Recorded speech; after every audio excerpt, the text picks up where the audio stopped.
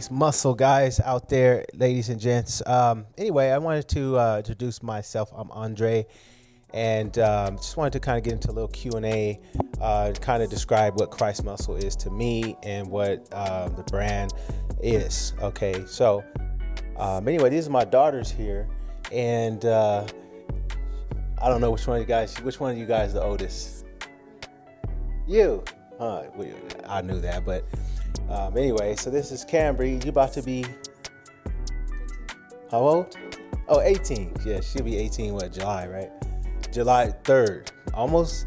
She was almost a 4th of July baby, but she ended up being delivered the day before, right? But still, nonetheless, it's close to 4th of July. So you have a holiday right next to your birthday. But yeah, Cambry, so she's just about to graduate Sultana High School, where you go to. And then my daughter here, Kanae, you are now in the 9th grade going to 10th. Oh, wow. Yeah, you still got a little time. So you got 10, 11, 12. So you got a few more years. And so anyway, so when I brought this, when you heard of Christmuscle, right? What did you think when you first heard of Christmuscle? I thought it was like something to do with like the gym. Something to do with the gym, right? Okay, and it does. It has something to do with the gym. But what did you think, like, when you because it says Christ and then you have muscle? I mean, did you think like, well, what is it? What is all that about? Well, I thought you were gonna put like the two together and make some type of something out of it. Okay. Something with the gym and then also the Bible and stuff. Oh, okay, right. And essentially that's what it is, and that's what I'm doing. So, and that's the idea behind it. Because again, like I said, there's people who find passion in cars and other things that people get into that they like. And so, working out was something I like, and so I wanted to incorporate my spiritual life into something, and this with Christmuscle, that's what it became, and that's what it is for me. And so and there's a lot of people out there who can relate, because they are Christian, they are there are people who are seeking for God, they do want to take care of themselves, their bodies, because let's face it, we have a lot of things out there. We have, even as far as eating, that's a whole nother segment, just what you eat and what's in the foods and all the other stuff. And then you have the spiritual components. There's a lot of different beliefs and all that stuff. And so we all balance that in some way, shape, or form. And so I wanted to kind of narrow it all down and kind of try and make sense of it all, at least. And so being from a Christian background, my dad pretty much raised us in church, raised me in church, me and my brothers, and so I've always had a background in knowing the Word of God, but then there was a time in life when I actually began to live by that, and that's after I got into a lot of trouble and things, and then realized that what was being taught to me was for my own good. And so anyway, so I try to pass that on to my daughters, my kids. I have 7 children that I have more. Well, I have 8 children, but I have 7 children I raised directly. And so anyway, I wanted to be a father who was there for his children, and also not only be there but teach them, because we live in a real world, and I wanted to give them some kind of principle, and give them something that they could take when they leave my home and go out there into the world. So Cambry, growing up at home, right? I mean, what do you remember? As far as I'm sure you remember me being there from day one, right? What do you remember? I remember going to church a lot, every Sunday and Wednesday. I remember waking up early in the morning and doing Bible study before I go to school. Now that don't sound too exciting, but you know what? That is true, and that was something I wanted to do. I wanted to teach the kids, because you may have heard the saying, God first, put God first in everything you do. So I wanted to, when I got up in the morning, my thing was to you know, put God first, you know, as far as trying to build my spirit man first, build their spirit men and women first, and then go out there and tackle the world, you know. And so that was the idea behind that. And so it's like when you get up in the morning, you eat breakfast, right? You feed your body, you feed your temple, so that you can go tackle the daily task or whatever it is you're doing out there. Because obviously, if you don't eat, you're functioning on limited energy. And so spiritually, I wanted to feed my spirit man first, get the word of God in, feed my spirit man, prepare myself, and then go out there and do battle. So you remember that, right? So yeah. So now that you're 18, I mean, almost 18, what do you find that you feel that's going to be most challenging for you? I think it's gonna be hard to like find him for myself Uh-huh. because when I have to go back and forth, it's to like hard to pick like because my mother she's the opposite from you, Okay. So your mom's the so opposite from me. it's hard to pick like pick a side when you have like this in one ear and then you in the other ear. So it's hard. I feel like it's gonna be challenging. Yeah. Okay. So that's interesting, and that's something I was always concerned with raising children that were coming from two parent homes, because I went through a divorce, and so with that, you know, you have the two parent household that comes out of that, not two parent household, but the single parent household. So you sharing your children. Um, one week they're with the other parent, and another week or so they're with you, and so you know that's the way the system is, and that's the way the things are, and a lot of people found themselves in that situation. And so with that, you know, I've done the best I can do, and with that, you're saying now, you know, I understand what you're saying, you know, because you know your mother, like you said, she's opposite from what I believe, you know, so you being in the middle, right? It makes it hard for you because you're dealing with because you may like some of the things you see over on that side, right? And then when you come over to this side, you see things and you say, well, you know, maybe he is right, but you still like what you like and things, and therefore it creates a battle for you too. And I understand that. And a lot of people, I think, deal with that kind of thing, you know, balancing the good and bad, and or what to do and what not to do, and that struggle. And so that's why it's so important for me to deal with these kind of topics, because I love my kids. I love the Lord, and I understand for myself what it's about. And so with that, you know, I try to pass that on to them, but they have to, like she said, you have to choose for yourself, right? And then you're still in school, right?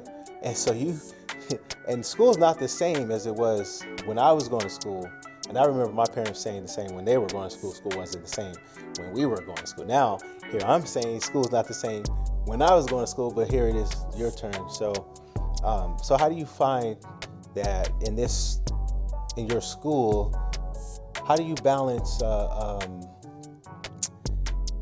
guess, what you've been taught versus what you're seeing out there? Like, you know, is it hard for you, or what do you see out there? Yeah, it's hard because you usually don't see kids like worrying about like Jesus and stuff, and they don't really, because most parents really don't teach kids that go to my school. So it's hard to like hang around kids that like grew up how you grew up, because they grew up different. So it's like, yeah, it's like. So do you find yourself falling into that, you know, that particular lifestyle? Let's say whatever it is that you're, because you know, of course, no one wants to be square or, you know, outcast. So you know, like you said, you find that they maybe not been raised like you were, but yet you're still friends. So how do you feel like you balance that? You know, like, or do you be their friends, or do you not be their friends? Do you just don't do what they do, but yet I mean, how do you? Yeah, I'm friends with them. I just don't follow the footsteps they follow, like, because I know what I've been taught, so I don't go the path that they go. So do you ever find it hard for you to even, because let's face it, you know, even in the Bible it talks about that we're born, this way. In other words, we're bent on this side of the fence. So a lot of things your friends do, you might like, right? Or you might like even music, right? Things that you hear, is it sounds good, right? At least it does in the car when you have big bass and speakers and stuff, right? You have worldly music versus maybe some of the Christian music. And the worldly music always sound better because the bass seems to be a little more, boom, boom, But just in that area, it just, when you have friends and they're doing this, doing that, it just seems like they're having more fun. But, the truth is, do you find it hard to not blend in with that? Or do you try to stand your ground and say, hey, I've been raised and you know what, I can't do this? Or do you find yourself, sometimes struggling with that? Yeah, sometimes I struggle with that because most of the things they do, it does look fun. But then sometimes I also have to remember, like, what you taught me. Yeah.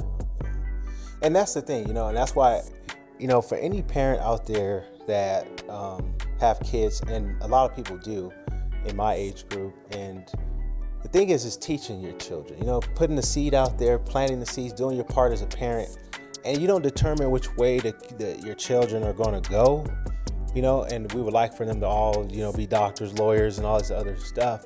But the reality is you do your part as a parent, just sow the seed, do your part.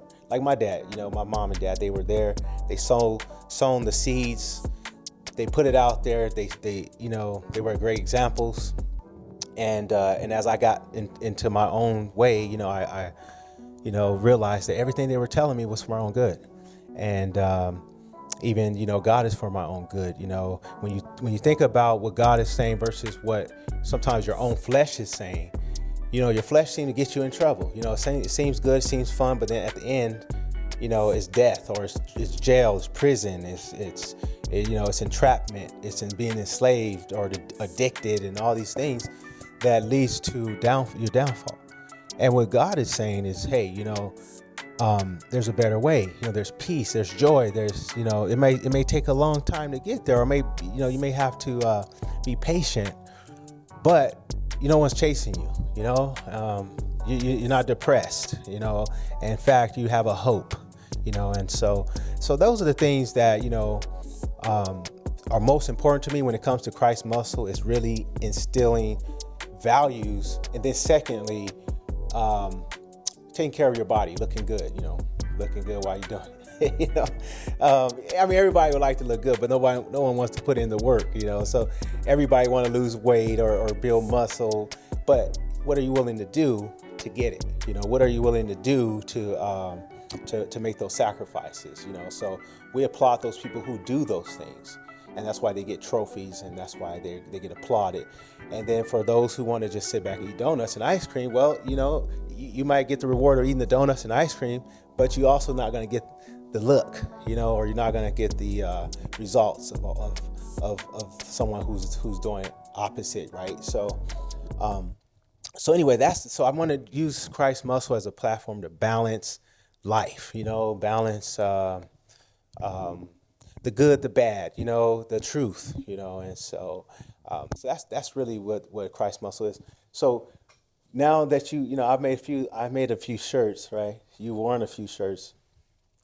You guys, have you ever, when you wear the shirts, have you ever felt like, you were ashamed because, sometimes people become ashamed when they wear things that, are Christian or things like that. Have you ever been ashamed?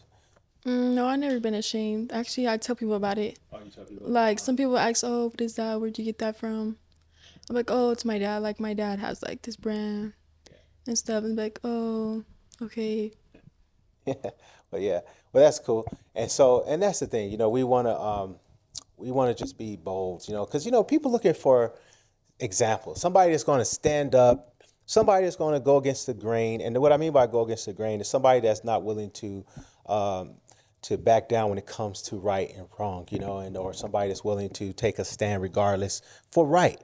And even a lot of the stuff you guys see what's going on outside right now with the whole Black Lives Matter and all this other stuff, and the prejudices, racism, and there is racism outside. There's a lot of racism outside. However, however, I believe racism comes from a place of it's obviously evil, or it's a condition of the heart, but it comes from a jealousy. It comes from all kind of issues that stems from sin. And so I've not really experienced anything that was traumatic as far as racism. I know that I have been called things before, but not something that that's very traumatic or anything like that. I do realize there are ignorant people outside, and my job is not to respond to them ignorantly as well. So I always tell my family, it's not what happens to you, but it's how you handle what happens to you that will determine the outcome. And though that's hard to implement, because if somebody comes and slap you upside the head, your initial response is to respond back with with maybe trying to hit them back, right, or to say something derogatory. But that's the principle. It's not what happens to you, but it's how you respond to what happens to you that would determine the outcome. And so, how do you feel about that? Um, well, coming from both sides, initially I would like hit them back or something. Yeah, well, that's typical, right? And so, what do you think? Well, I'll hit them back too. Oh, you hit them back too. Yeah, yeah. And you remember in the story when Jesus said, if someone takes or hits, he said, if someone takes your coat, give them, or so you basically, if someone hits you, you turn, Jesus said, turn your cheek, right? Well, for us, just as humans, we don't want to turn the cheek. We want to respond with vengeance, and so with that, we if you try to really implement the idea behind that is, it's not what happens to you, but it's what you do that's going to determine the outcome. So oftentimes racism and all that stuff comes from a place of people that are just evil, mean, and how you respond to them will determine the outcome of all that. So I pray for those people out there. Black lives matter, white lives matter, everybody's lives matter, and it never was a question of whose lives matter in particular, because everybody's lives matter. And the reality is, God values all of us. He made us all, And when God finished, when the word says in Genesis, when God saw what He had made was good, when He was finished, He said everything was good, right? And He didn't have no qualms with what He had made. Everything was perfect. And so, with that being said, it's us humans that finds these discrepancies, and we start to nitpick about this, or about a person's color, or about a person's weight, or about a person's financial situation, or whatever it is we can use to demean someone. And so anyway, I just wanted to kind of bring this kind of subject up, just to kind of basically detail what Christmuscle is about. We're about teaching principle, and talking about morals, and or physicality, our bodies, staying in shape, fighting for what God's given us, and staying focused. Okay, so was it hard for you to like start the Christmuscle business, or like get everybody's attention about it? It wasn't necessarily hard. It was more about courage, because in a world that is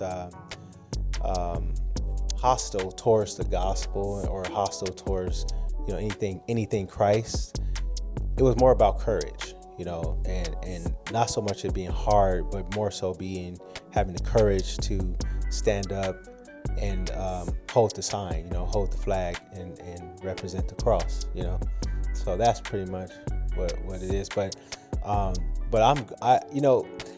anything like this, though, I think God has to give you the desire, and not only desire, but the strength and the motivation, determination, and it has to come from a place of your inner man, And for me, I've been having this idea for a long time, but it's easy just to blend in. but then when you do that, you're tortured. At least for me, I was being tortured anytime because I know how good God is, and I just wanted to be able to reflect that in the lifestyle and everything that I do. Growing up, did you ever picture your life to be like this, like you being closer to God, or you being or having God in your life, or did you picture like you being like God not around, or? Uh, no, when I grew up, as I was growing up, I was more of a hard headed kid. I got into a lot of trouble. I got more whippings than everybody. I probably was getting whippings every other day. But that's because I was bad. I was doing things, and now that I'm thinking about it, I had a mind, and it's not a bad thing because I find that the way you're born is the way you're born. So some people are curious, some people are a little more, selective and stuff and reserved. I was more like, why not? Like my dad said, you can't do this. I'm like, well, why not? Or you can't go here. Well, why can't I? So I was always curious, and so I would go ahead and do the opposite of what I was told, just to find out that maybe I shouldn't have done it. And so, but then coming this far, no, I didn't perceive myself to be taking the Christian life seriously, or even to be focused like I am today. No. So when did you find God and like you knew like oh, you should be focused, like, and oh, you should like pay more attention to God, and like when did you know? Well, I it wasn't that I didn't, or when I knew. It's more because I was always raised in church, like you guys. You guys were always raised in church. When you can remember, you were raised in church, right?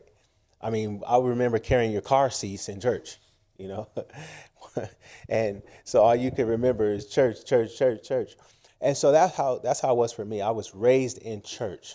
All I could remember was church. But the time in which I got serious and became more inclined to the Word of God was back in around 2021. Well, I said 2021, 2001. That 21 is just like, but it was 2001. And so, I got baptized and everything, and at that time, I think I was getting married and stuff. And so I just wanted to take on my role, my rightful role. And so, yeah, that's pretty much what it was. Was it hard for you to, like find the right woman after everything had happened? Well, that's a whole nother subject, but a whole nother segment. But I think when you go through something like that, like a divorce or anything like that, it's tough. It's tough for anybody to go through something like that. Some people, they go way off on the deep end and they commit heinous acts and stuff. And for me, it was a changing point. I really was trying to find myself at that time just because of what happened. And you really mentally go into this state of mind. And I really had to really, pray. And even at times it seemed like God wasn't listening. But around 2-3 months of going through a lot of things, I started to, God began to calm my spirit and bring me somebody that, was compatible to me. So looking back, hindsight, I mean, wow, if I could do things over again, but that's why I think it's important to really listen to God, because the first time around, it was me leading me. I was doing me. I was doing what I thought, and so I did things my way, and it led to a breakdown, So, but I think if you're sincere, and if you understand the truth, then it won't be so complicated to bounce back. So any advice you would give me for stepping out, what would it be? Well, I always give you advice, and I'm gonna give you more advice. I'm always giving you advice because I'm your parent. So, but the advice I'm gonna give you is this. Being young, you think like, oh, I need somebody. I need to get with somebody. It's cool to be with somebody, right? Be with my guy, my girl. And the truth is, be patient. Be patient. Work on you. Take that time to work on you. Discover who you are. Let God mold you. Become a person that is aware of who they are, what they like, what they dislike, and ask God to build you so that when you do find someone, or when I should say when someone do come into your life that is from the Lord, that you would have something to offer and they will have something to offer, and it'll be a beautiful union, right? Whereas sometimes when we force our way into relationships, it becomes it becomes something other than what it ought to be, And a lot of times it's just lust and it's physical and things like that. But once all that dries out and it gets old, you're like, I don't even know this person. Really, I don't even like this person, right? Let's say 3-4 years go by, and you don't even like each other. You find out that you don't like this about her or don't like that about him or whatever, right? And so, yeah, just be patient. Be patient. You have your future ahead of you, long as God says the same. Work on. You say you want to be, you want to work in labor and delivery, right? And get into the medical field. So do that. Do that. Do that and be passionate about it. And keep your morals. And keep your, and let God lead you. You can go to church Monday through Friday and still struggle, and the reality is we live in a real world, and I understand that. And so the idea is there's going to always be the good versus the bad, the ugly, and the reality is I just have to continue to project that, and hope that through your own experiences, through your own trials and tribulations, that you would wake up to the reality of, oh, I understand what Dad's trying to teach us, or what he was saying. Because sometimes in life, it's like, parents tell their children things, right, to keep them from ending up in prison or dead, right? And the reality is a lot of times they end up in prison. So when they're in jail, right, that voice come back to them, that thought of mom was trying to tell me this, or dad was trying to tell me this, right? And that's their own life experiences that they must go through, but that if they come out, right, it will be a lesson learned, or it'll be something that will ring. Baby,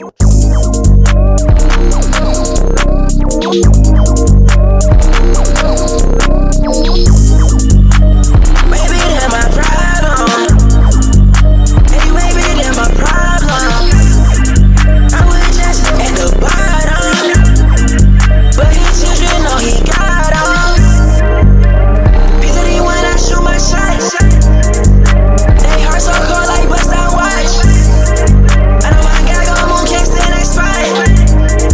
And when guy got free, no, they can't stop. No, they not tripping in songs. How do you deal with like when you see other women in the gym? Wow, that's a good question.